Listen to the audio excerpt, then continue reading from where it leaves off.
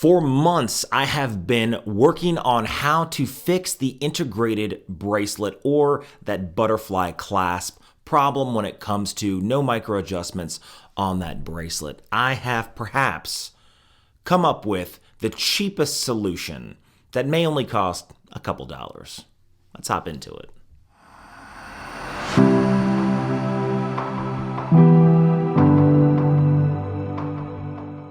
Welcome back to the channel. I'm Chase and this is All Things Random. I try to bring you guys as much content as I can, but I have a wedding just around the corner in June. So over time, money in hand is a lot different than content on the internet. So I am working quite a bit, but I am going to try to bring you guys as much content as I possibly can. There is some watch stuff coming up. There's also some non-watch stuff coming up. This is All Things Random, mostly watch reviews with some random stuff sprinkled in between, like the Orca Torch, which is a dive flashlight. I'm excited to bring you guys. Anyway, what are we talking about today? Today, one of the biggest issues on the market is going to be that integrated bracelet, right? The integrated bracelet or the bracelet period that has no ability to micro adjust. Now, it doesn't matter if it's the Ball Engineer 3 that I just did a review on, one of my favorite watches, that Burgundy Marvelite Rainbow.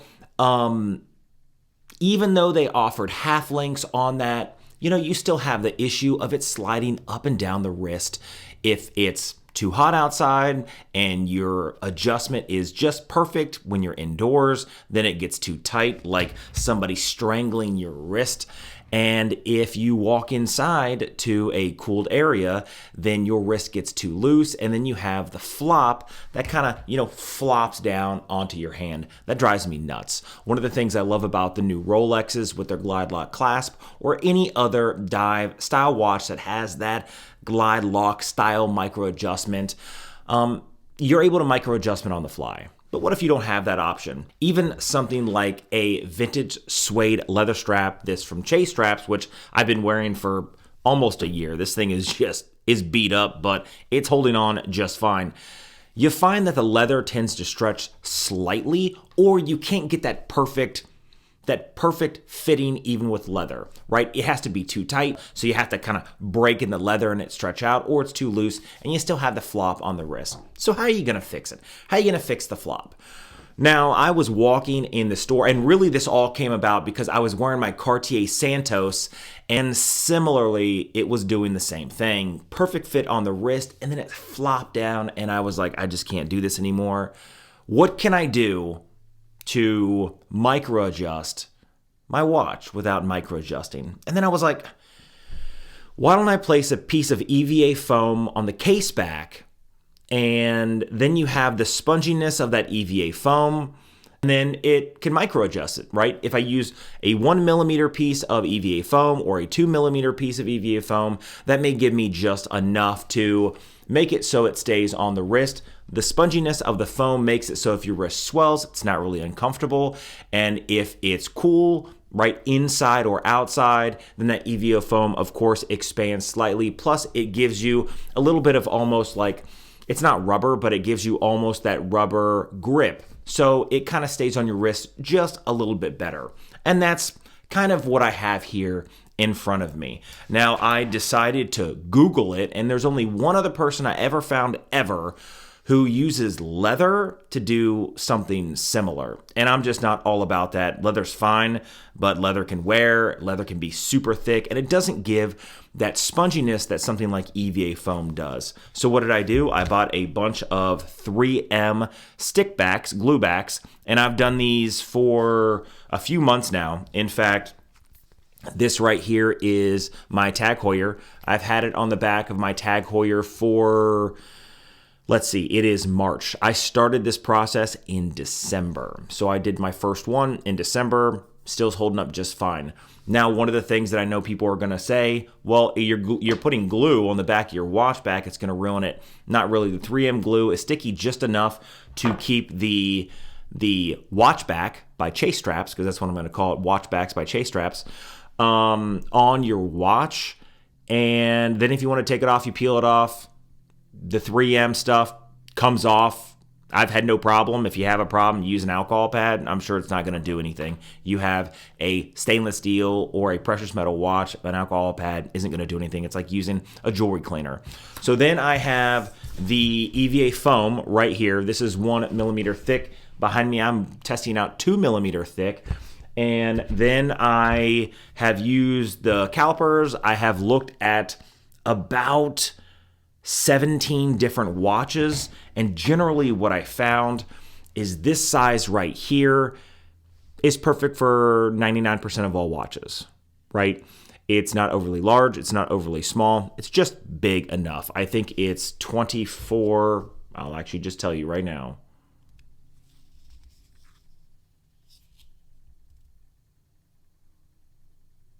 It's 25 millimeters. 25 millimeters in diameter.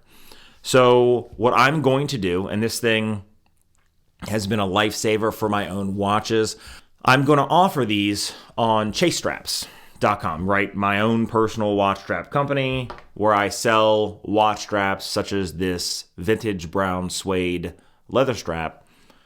And I'm going to offer them for like a couple dollars. And what I decided to do is this. Because this is a test run. This is a test run. Anybody who buys this, you can complain as much as you want. Nothing's perfect. I'm doing this on my desk. So what I found on some of them is if you peel this off too much, sometimes the glue may start to come off and you just have to kind of press it back on. I am testing out a new way, like a adhesive glue, then this glue that comes on the back of it, just so it's a little bit better, so that doesn't happen just as you're peeling this off. Once it's on the watch, it doesn't come off. So that's not an issue. And what I'm going to do is send not only like 1 millimeter, but I'm going to send like 2 of these and then 1 of the 2 millimeter. So you'll have 3. That's, I think, how I'm going to do it. If you guys think I should do it any differently, maybe 1 millimeter and then 2 millimeter and just 2 would be fine. But let me know down in the comments. This is a wonderful community, and I love being able to communicate back and forth. And I think I'm just going to sell them for like, I don't know, if I look at cost, maybe like $3, maybe $4, or maybe we'll just do 5 with free shipping, because then I can just toss them into an envelope and send them wherever. And it really doesn't cost anything, right? It's like, I think 60 cents right now to toss it in an envelope. So I think that's what we're going to do. And then if you buy a Chase strap, I'm just going to offer them for free. And then we'll push them out there. And then I would like to hear your guys' feedback on what you guys think about the watchbacks by Chase straps.